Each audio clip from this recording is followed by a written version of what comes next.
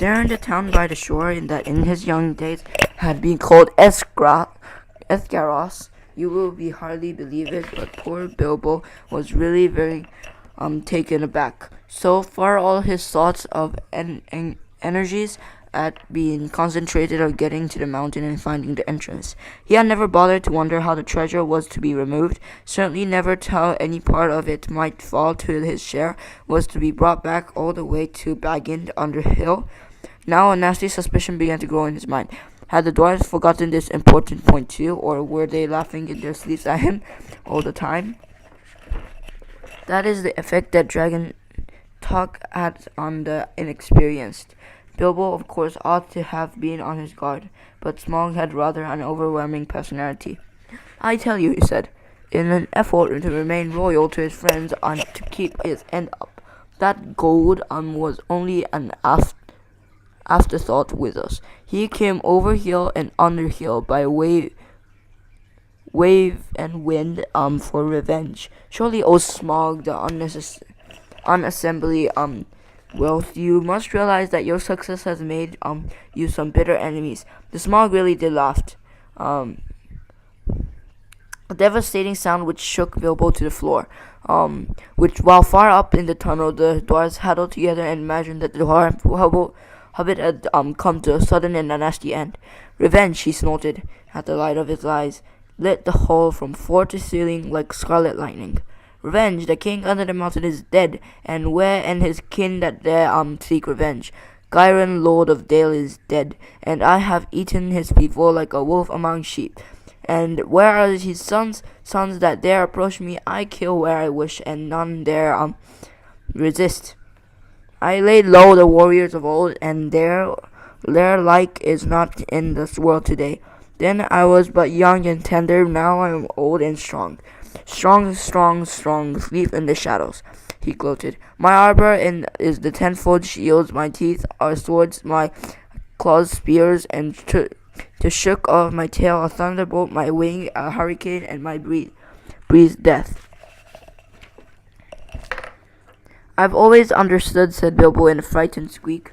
The dragons were softer underneath, especially in the region of the chest, but doubtlessly one was so fortified as thought of that.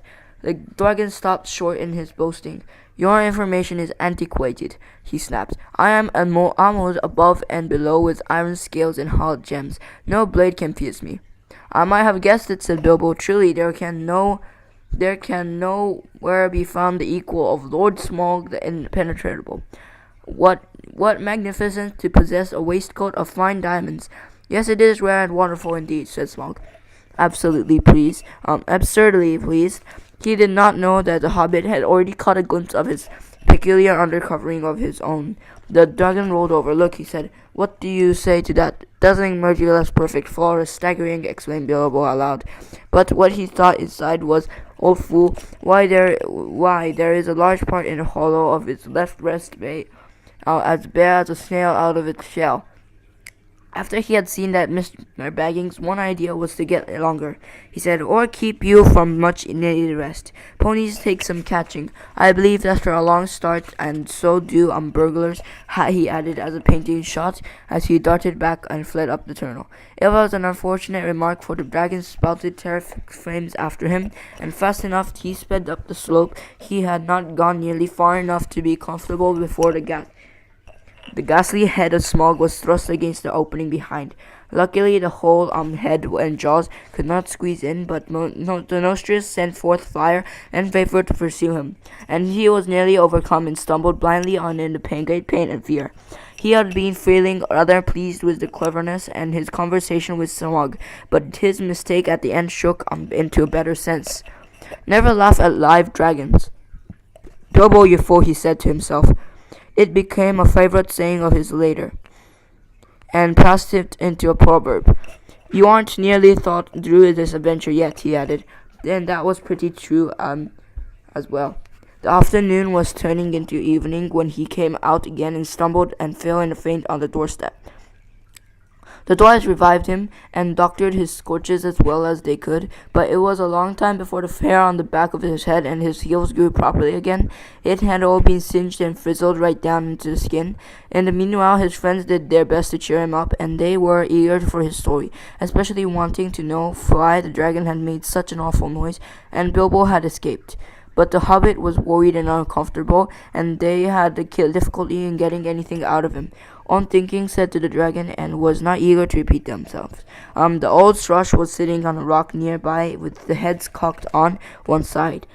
Listening to all that was said, it shows at what an ill temper Bilbo was in. He picked up a stone and threw it at the thrush, which merely fluttered aside and came back. "Drat that bird," said Bilbo crossly. "I believe he is listening, and I don't like the look of him." "Leave him alone," said Rowan. "The thrushes are good and friendly. This is a very old bird indeed, and is maybe the last left of the ancient breed that used to live about here, tamed to the hands of my father and grandfather.